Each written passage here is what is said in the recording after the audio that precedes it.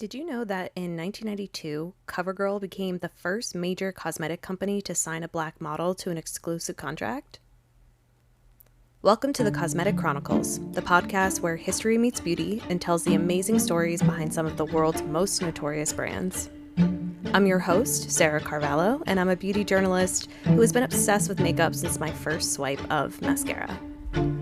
In this episode, we're covering CoverGirl, the easy, breezy, beautiful makeup company that brought the natural beauty aesthetic to the mainstream. Now, let's start with a quick story time, since you know I have one.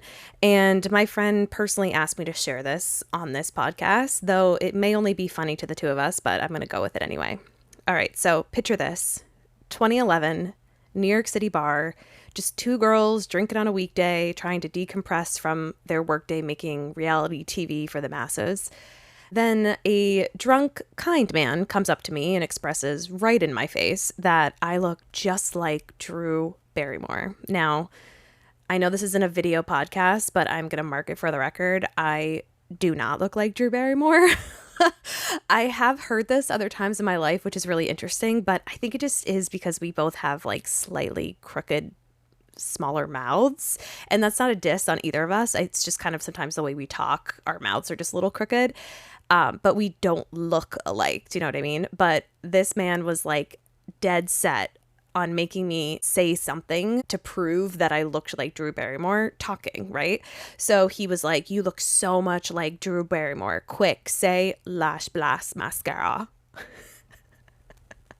Not like say this quote from Never Been Kissed or The Wedding Singer or dance like you're on Letterman's couch. No. Say Lash Blast Mascara from her very famous CoverGirl commercials. I did, by the way. I also owned the Lash Blast mascara at the time, so I was like, no, I know exactly what you're talking about. And he thought it was hilarious, and he was like, see, you look just like her when you say Lash Blast mascara. And so now that's something my friend and I will just like randomly tell each other every once in a while. It makes us giggle. But I wanted to tell that story, not because it's a CoverGirl related story, but it just goes to show how popular that mascara was at the time and still is. And don't worry, we're going to get more into Drew Barrymore and the CoverGirls and the Lash Blast mascara later on in the episode. But for now, let's just go back to the beginning. In 1961, CoverGirl was created as a medicated cosmetic, and it was created by the Noxema Chemical Company out of Baltimore. At this time, the company was most known for their Noxema skin cream. Again, if you are a millennial, the chills that are just running up and down your spine.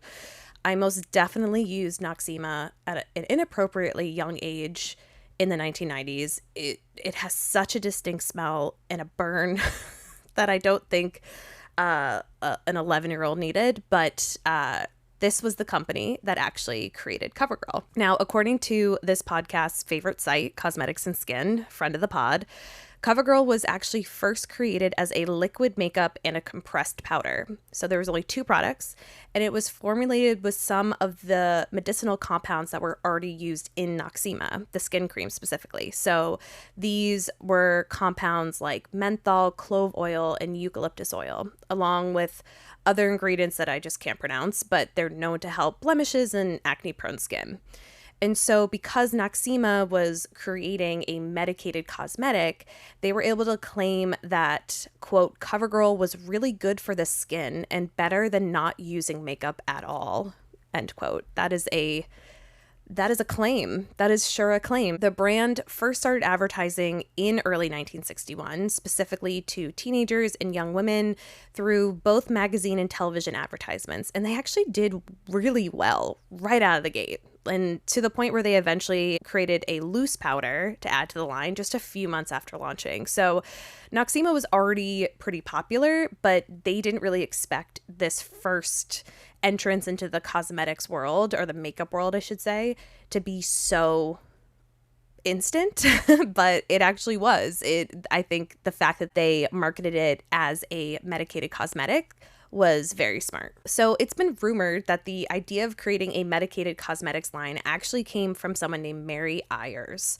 She was the former secretary of Raymond F. Sullivan. Now, Raymond was part owner of the advertising agency Sullivan, Stouffer, Caldwell, and Bales, who worked with the Noxema company on their advertising. And so Mary was the secretary to one of the founders at this advertising agency.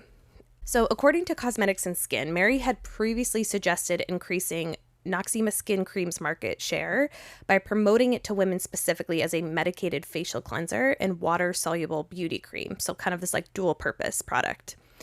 And they get more into this in a 2013 issue of Advertising and Society Quarterly. The author Linda M. Scott wrote about this particular suggestion that Mary gave and kind of dove a little bit more into it.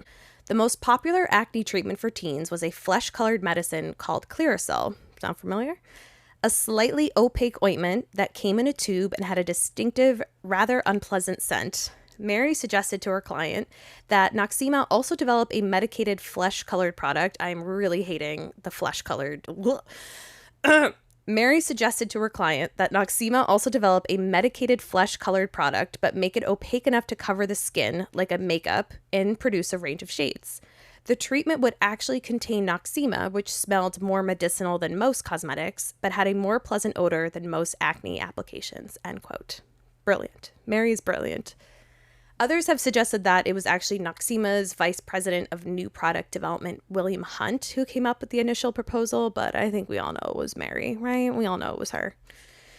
And there are a few other fun facts I found about CoverGirl's origins. So apart from the fact that it was kind of created with this idea in mind of it being a medicated acne cream that happened to have tint in it, essentially, or flesh-colored tint, the name CoverGirl appears to have originated with someone named Carolyn Olbaum, who was a junior copywriter who also worked for the same advertising agency as Mary. And it was considered a good choice at the time because it suggested that the makeup covered, quote, while at the same time opened up the possibility of using models on the cover of magazines as the basis for an advertising campaign. So basically what we're learning here is that the women kind of were like nailing it, right? Another interesting note is that Crystal Products trademarked CoverGirl in Britain in 1962. So this is 1 year after CoverGirl began the process of releasing these cosmetics. However, Crystal Products eventually ceded it to Noxema in 1964. So then they could officially become CoverGirl, labeled CoverGirl in 1964. Now, if I were Crystal Products, I'd be so pissed. Because, they probably were like, whatever, like, you can have it, who cares? And now it's like, the millions, but it's okay. It all happens the way it's supposed to. So in the beginning, with the 3 products, there were only the shades light, medium, dark, with an extension of 1 shade, creamy light, by 1964. Thank goodness they got that creamy light in there. My God. But even with only 4 shades in 3 products, CoverGirl was outselling Noxema at a rapid rate. So by 1962, only a year after they launched, CoverGirl had achieved sales volumes well over half of the all-time record for Noxema skin cream. That same year, Noxema added CoverGirl Matte Makeup, which was a cream makeup sold in a tube. And then with the addition of 8 lipsticks in 1964, they saw the numbers grow even more. And a lot of it was down to how they actually sold the product specifically. One, since they were targeting young women and teenagers, they kept it reasonably priced in drugstores. And second, they encouraged people to actually buy multiple shades to create their own unique shades and contours. For example, in one of their 1964 lipstick ads, the copy reads, quote, "Experiment with color, mix and match several shades of CoverGirl lipstick. Try outlining your lips with one color and filling in with another," end quote. So they were encouraging this as part of their sales tactic. And there was another ad that kind of said, like, get this darker shade to contour, get this lighter shade to highlight. It's like 2017 all over again. But that was a big way of them really increasing their sales, was having it be so affordable that people felt like they could get 2 shades of lipstick because it was decently priced. And then they were able to also feel like they could experiment and find a new shade that was unique to them. They also started releasing products to really match the times, which this will come up later when I talk about their big rebrand, but I was surprised how good they were at this because they don't seem to be good at it now, which we'll talk about later. But In 1966, they released what was called their Mad Mixer frosted lipsticks in 4 shades. And in 1967, they released 3 shades of their what they called Glow Lightly blush highlighter product, both of which were very on brand for the mod look that was common at the time. And then later they kind of leaned more into the natural beauty aesthetic, which kind of came about in the 70s. But in all of their advertising, doesn't matter when the year was, they always mentioned how their products were good for your skin, which really made them stand out in a growing market. So much so that other cosmetic companies like Revlon and Max Factor started adding medicated makeup ranges as well, but they just weren't selling at CoverGirl numbers. A final touch from the hairdresser.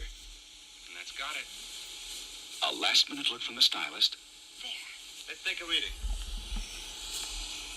A lighting check by the photographer. Hold it.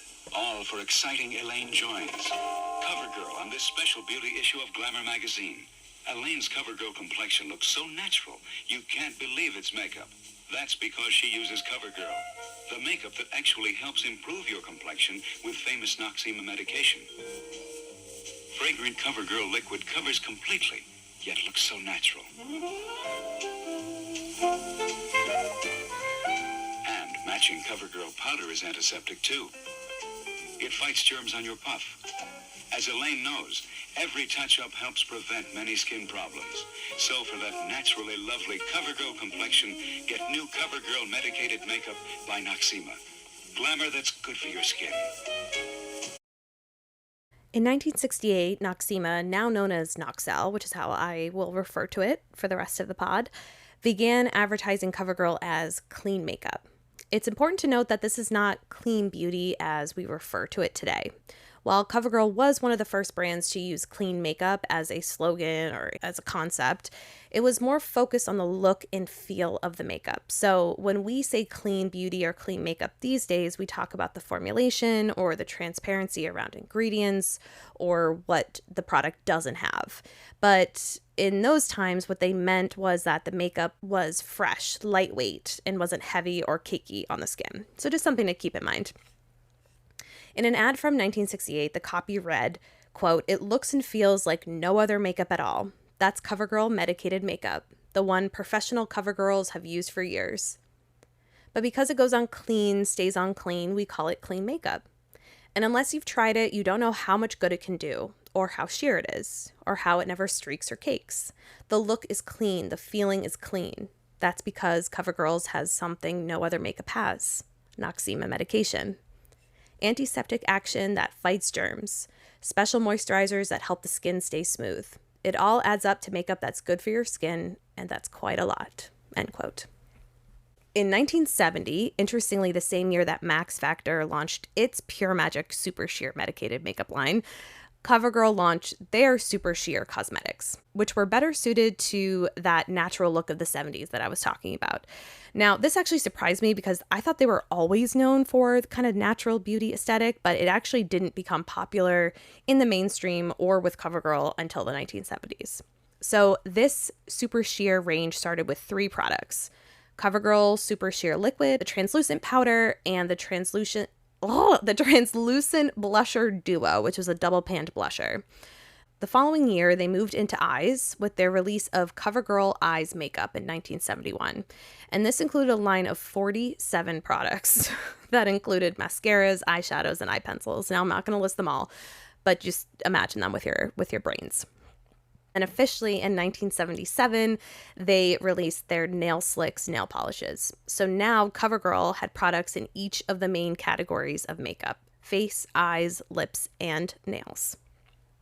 This next timeline I actually pulled directly from Cosmetics and Skin, so I'm just going to read it. And again, as always, Cosmetics and Skin has the best collection of old ads that I've seen. So if you want to see some of these ads that I'm reading, definitely go check out the site. As always, all of the sources are linked down below. Realizing that its initial target audience was growing up, Noxel also began to introduce CoverGirl makeup for women who were 25 years or older. You know, those old people that are over 25? All those old folks. So they started CoverGirl Moisture Makeup, CoverGirl Moisturizing Cover Stick, and then eventually added 3 additional cosmetics in 1976 with the same kind of moisturizing theme. So it was moisture cream makeup, moisture cream blush, moisture encapsulated pressed powder, thereby creating the CoverGirl Moisture Wear makeup range. Also in 1976, they decided to go to the oily skin friends. So they created All Day Oil Control liquid makeup in 5 shades, later complementing it with Oil Control translucent powder and Oil Control powder blush. So if you're seeing a theme, you're correct. The company now had 3 lines of face makeup based on skin type. Regular for normal skin, oil control for oily skin, and moisture wear for dry or older skin. So this also really helped expand not just the product ranges, but who they were able to reach at the time. And in North America, CoverGirl continued to increase sales throughout the 1980s and eventually outsold Maybelline, making CoverGirl the leading mass-marketed cosmetics line in the United States at the time.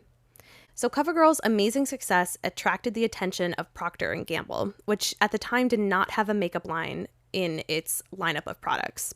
So in 1988, Procter & Gamble acquired the Noxell Corporation in a stock swap deal valued at $1.3 billion, which would be about $3.4 billion in today's dollars. So P&G saw CoverGirl as the perfect entry point to expand their beauty business. Obviously, it was wildly successful, so I don't think it takes a rocket scientist to notice that, but they were like, this is great. And what they did, because this was the late 80s going into the 90s, this was the supermodel era of the early 1990s. So they were like, we're going to start hiring some of these supermodels to specifically be spokesmodels for CoverGirl. So that included Nikki Taylor, Tyra Banks, and later Molly Sims. So what this did is this made CoverGirl the friendly face of drugstore beauty, right? So it was easy to find, it was affordable, and now it was connected to famous faces as well.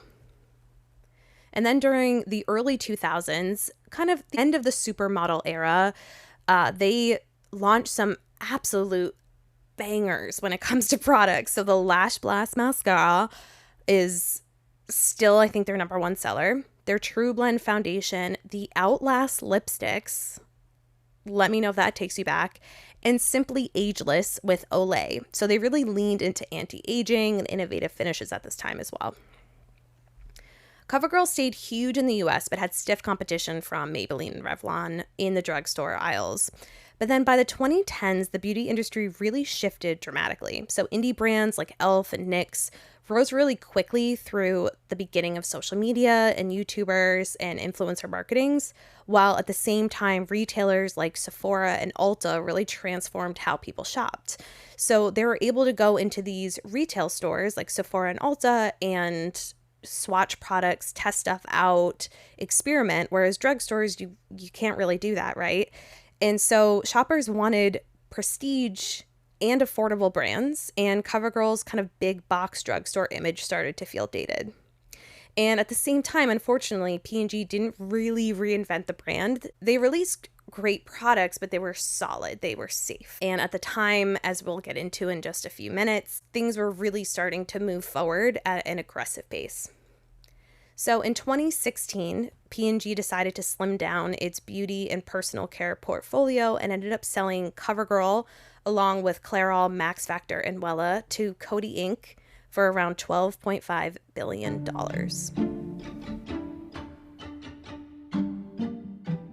Okay, it's time for my weekly rabbit hole, and this one I'm calling the Big Bad Terrible Rebrand. It's definitely overdramatic, but just go with me, okay? So, in 1997, they were still under P&G at this time, CoverGirl launched what is now the famous slogan, Easy, Breezy, Beautiful. And the line was part of a huge marketing push to modernize the brand and highlight its image as fresh, fun, and accessible. And the tagline was supposed to perfectly capture that all-American, approachable girl next door vibe. But in 2017, CoverGirl decided to ditch the iconic slogan along with a huge brand refresh that included a new logo, a different tone, updated packaging, and product design. So there's a quote here from the then senior VP, Okonwa Oho. That's from a Business Insider article back in October of 2017, so when this relaunch was being announced. She says, quote, "The beauty category and consumer have changed dramatically since we launched Easy Breezy Beautiful nearly 20 years ago. People don't think of beauty as one-dimensional or matching traditional ideas and standards of perfection. Beauty should be diverse, dynamic, and authentic, end quote.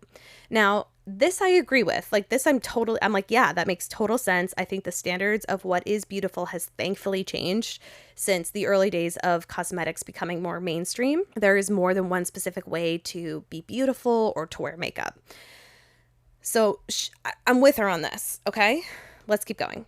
So CoverGirl worked with their agency Droga 5 to transform CoverGirl into a more modern looking brand. Now, you have to keep in mind this was 2017.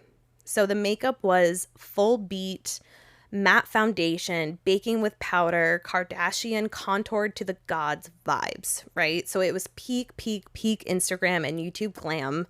And most people don't look at CoverGirl as a glam company. So I understand why they were feeling the need to change things up. And this is a quote from the group strategy director at Droga 5, Katie Alonso, who was quoted in that same Business Insider article, talking about how this new trend in beauty and how CoverGirl is going to adapt. So she said, quote, "From a woman rocking a purple lip in the boardroom to a teen wearing winged eyeliner while manning the cash register, makeup today is bold and beautiful, very different from easy and breezy. The core challenge for us was to modernize CoverGirl for the modern woman." Okay. Oh, end quote. Again, now I agree with the need to roll with the times, right? But this is kind of where they lose me. And this might be, I don't know if this is where they lost everyone else, but this is where they lose me. So easy makeup to me can still be glam. So for some people, winged eyeliner is super easy for them. Or others, like a matte red lip, is breezy. That is something that is part of their everyday routine. So I just personally don't think they needed to completely change everything about CoverGirl. Maybe I can see changing the logo or the packaging a little bit, but instead of trying to change everything, maybe come out with a little more of an exciting formula or products to match the demand of the time. Maybe you come out with stronger, bolder lip colors or stronger, bolder eyeliner shades, something to kind of make it match the times, similar to what I was saying earlier on in the episode, where when they were going through the 1960s mod look, they came out with frosted lipsticks. They don't have frosted lipsticks now. They change with the times without dramatically changing everything about the brand. They just came out with some cool new product or formula to match the trend. And we all know trends don't last. So to completely rebrand everything, to me, just seemed like very aggressive. They got rid of that slogan. I'm like very upset about it, clearly. They got rid of that slogan and they created a new tagline that says, "I am what I make up." So basically, I'm like stressed about this. It's fine. Spoiler alert, they're easy breezy beautiful again. So like we can all calm down about it, but like I don't know why this bothers me so much, but I love the idea around it all. I just feel like the time maybe didn't work. I don't know. I'm not, it's fine. So they basically, with this tagline, CoverGirl wanted to give their customers permission to do whatever they want with makeup, which I think they still could have done with the same tagline. Easy, breezy, beautiful is unique to you.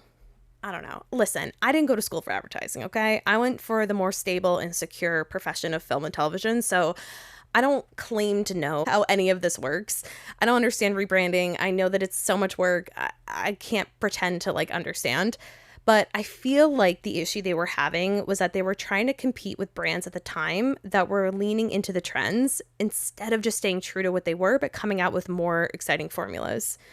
So, like, for example, they already had a true blend formula that did really well. And so in 2017, they came out with a matte formula to kind of match the mattifying trend. But from what I remember of them, and they may have changed it since, it was like very heavy and cakey, which is not what you expect from CoverGirl. So if they had maybe came out with something that was like a lightweight matte, that could have been new on the market, coming out with a CoverGirl style matte foundation. Do you know what I mean? Anyway, let's keep going because I'm really beating a dead horse. Okay. And also, to be fair, the no makeup look was literally just like 2 years away. So if they just held on a little bit, they would have been right back into the clean makeup vibe, the lightweight, fresh looking face, but they weren't going to know that. So in 2019, it became clear that the rebrand really didn't hit the mark. So the original tagline started quietly showing back up in commercials and advertising. And in a glossy article from 2019, CoverGirl's VP of Marketing, Erica Woods, was quoted saying, quote, "We're thankful for the transformation and what I am what I make up brought to our brand. CoverGirl has always stood for authenticity, diversity, and self-expression. While you won't see I am what I make up in advertising, it will remain a part of our brand personality." In that same article, it was noted that CoverGirl's retail sales actually fell by 5% in 2018 to $1.2 billion, which is still not bad, but it fell in 5% after the rebrand. And in 2019, CoverGirl was also experiencing some shelf space loss in major retailers like CVS. So that contributed to a nearly 11% decline in sales for Coty's consumer beauty division for the 2019 fiscal year. So that includes CoverGirl. It's not all CoverGirl, but it includes consumer beauty brands under Coty. This same article from Glossy had some great insights from someone named Oscar Ewan, who is the president of advisory services Ipsos Strategy 3. He said, quote, "The most important thing for a brand to do during a rebrand is to look at what's happening in the world of their consumer. It's about paying more attention to that than the broader industry trends of the world," end quote. And additionally, Julie Stahl, who is the founder and CEO of creative agency Blonde & Co., was quoted in that same article saying, quote, "Although brands need to be relevant to consumers through culture trends, it can be very risky for a brand to move too far from their heritage. Rather than pivoting 180 degrees, brands can evolve in authentic ways," end quote. And I feel like that's what I've been trying to get at. Through all of my ranting, I've been trying to get at that I think they just moved too far. And then it just didn't sit well with people. But some good things did come out of this rebrand. So they increased their shade range with that True Blend matte foundation. They increased their shade range to 40 shades, which was a huge jump for them, and also just drugstore brands in general. I personally don't think there's enough variety in there, but we at least love to see movement in the right direction. And to fully endorse the brand's new message of inclusivity, Okonwa Oho, that senior VP at the time, emphasized hiring more diverse employees behind the scenes as well. And during this time, they also signed a diverse new roster of brand faces. So they signed Issa Rae, Food Network host Aisha Curry, motorcycle racer Shalina Moreta, 69-year-old model Mae Musk, singer Katy Perry, and the fitness influencer Mazzy Arias. In 2018, Amy Deanna became CoverGirl's first model with vitiligo. That's the autoimmune skin condition where white patches appear on the skin due to the loss of pigment-producing cells. So a lot of great things happened during this rebrand. It just didn't seem to stick.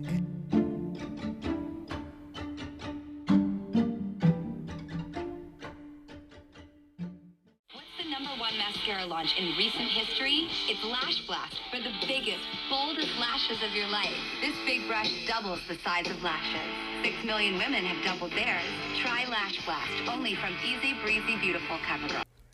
All right, let's chat famous CoverGirls. So in 1963, model Jennifer O'Neill signed on as a CoverGirl spokeswoman at the age of 14, appearing in both print and television advertising that year.